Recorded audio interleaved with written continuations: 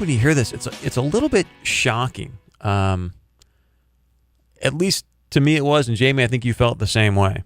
I want to play this for you. Again, this is Joel Heitkamp talking about who his heroes are. I want to talk to you a little bit about some personal heroes of mine right now. They're in Wisconsin. Actually, they're not.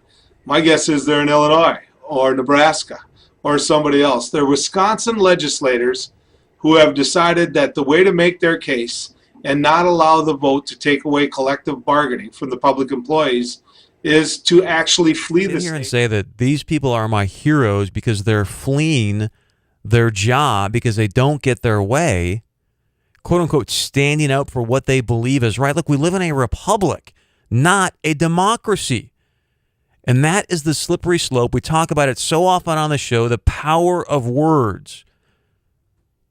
Words are the way we identify, the way we label things, and you start getting a slippery situation when people start to use democracy to define who we are. We are not a democracy. Democracy, mob rules.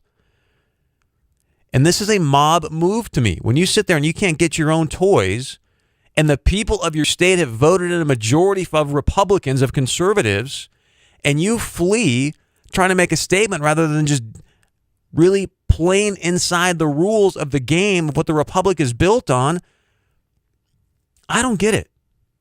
I don't get how that is heroic. This is just the law. Look, the people voted.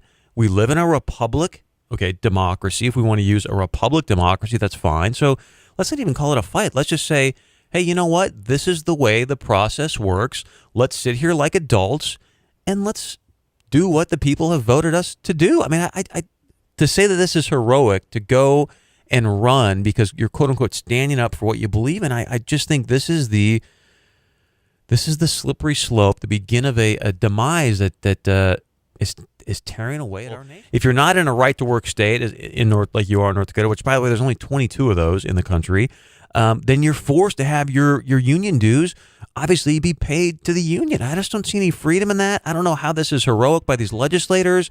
And again, when people start to vilify us, Tom, as Republicans and or conservatives, because we're saying, look, we've got to create a freedom, a liberty for the youth.